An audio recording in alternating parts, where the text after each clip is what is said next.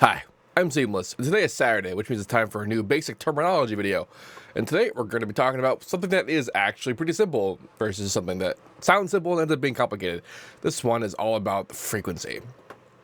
So frequency, as a term, is pretty immediate. It just means how frequent a thing happens, how frequently a thing occurs. In the case of audio, what we're talking about is how fast an oscillation there is. So when the speaker moves back and forth to push air to make a sound, that we hear, that's whatever. If I play a sine wave, that sine wave has a frequency. It is how fast that sine wave is oscillating.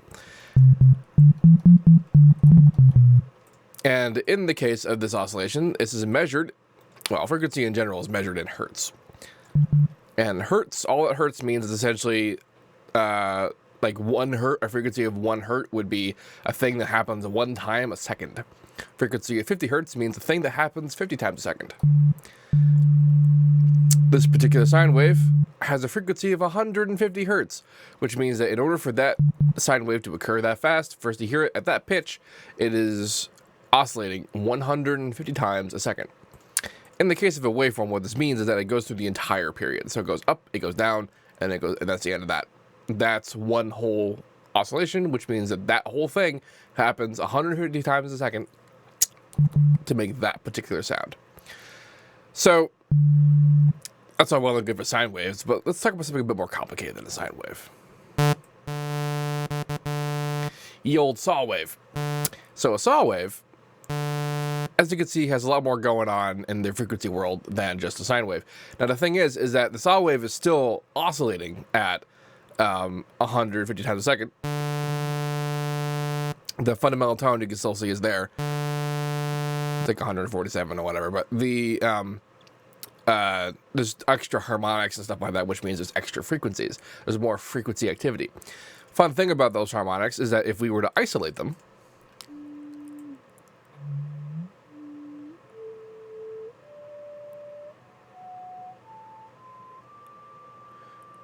they are themselves individual sine waves with their own independent frequency. This actually has to do with a concept referred to as additive synthesis, where the idea is of a complex waveform, like a saw wave, is actually built up of individual sine waves. Actually, the oldest kind of synthesis there is additive synthesis. The idea that we add sine waves together to create much more complex results.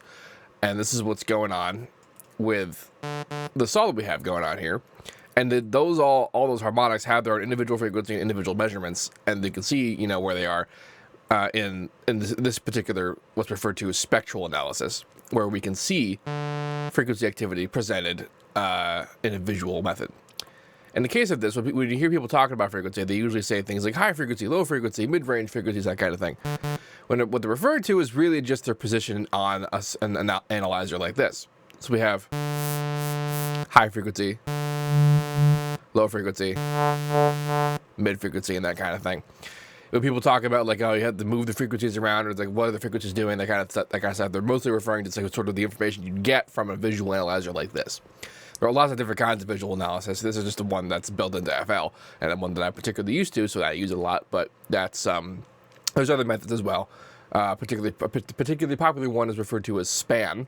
By a company called Voxengo, which I'll never pronounce right, or at least feel like I'm pronouncing right, because it's not a word that people say out loud very often. So yeah. Now, frequency can apply to other stuff as well, because we also have, like, I'm using the example of, like, generated tones, that whole thing, but there's also the idea of LFOs. Now, LFO stands for low frequency oscillation. Those the term frequency is involved. Low frequency, in this case, actually has a different meaning than in terms of what we're referring to here, but it's also sort of related. It's the same, but not that different. The low frequency oscillation term is a differentiation between its opposite, which is referred to as audio rate oscillation. Audio rate oscillation is an oscillation that moves so fast that we cannot detect individual motion. And a low frequency oscillation is something that's so slow that we can't detect a tone. It's actually very interesting to look up different animals that have different ranges of frequency hearing. Things like elephants, for example, can hear and like register like tones as low as like 10 hertz or like 8 hertz, just something hilarious like that. And like whales and whatever communicate, and that's a bunch of interesting stuff. But the point being is that like when we hear something that just sounds like,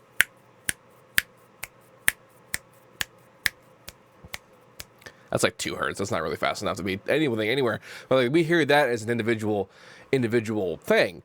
But some animals out there hear that as a note, and it is a note. People like to take recordings from space that like NASA has recorded and whatever, and speed them up into being notes and that kind of thing, because notes are a multiple of our frequency.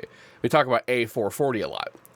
That is I think it's somewhere around there, but it's middle A, I guess, and it's a note that oscillates at 440 times a second. That's like the tuning standard that people use for a lot of things. And so like an octave higher is double that. So it's 880 hertz will be A, the next octave. And an octave below that is half that. So it would be 220 hertz to be the next octave. If you keep dividing that in half, you can divide in half forever. You know, you can have 0.5 hertz, you just multiply that up, eventually you'll get a note, but that 0.5 hertz is still that note. It's just that we can't detect it. An LFO, however, is usually used for like control purposes to do stuff like oscillate volume. Look, we have the LFO section for this exact purpose.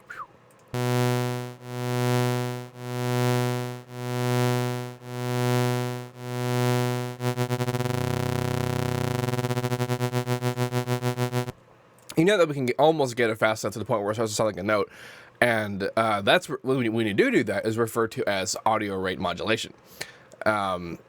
And there's different requirements for that kind of thing and that whole idea. And one entire kind of synthesis is called frequency modulation synthesis. Frequency modulation, in this case, implies that the frequency is being modulated, in which case the frequency is pitch, if you missed that part about this whole thing.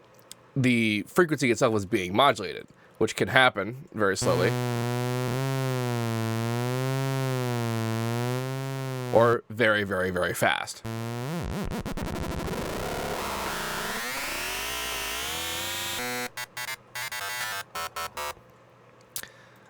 That's how frequency modulation synthesis does its thing.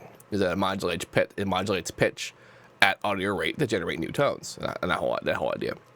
But it relies on the difference between LFO and audio rate modulation, or frequency for that matter. LFO, low frequency oscillation versus audio rate oscillation.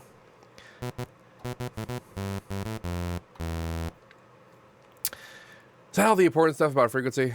Probably should have had notes for this, but I don't have notes for anything because I just wing everything. It's probably very obvious to people. That's pretty good information though. If you have any questions about this, please let me know. Don't forget to like, comment, subscribe, and all that good stuff. And as usual, have a nice day.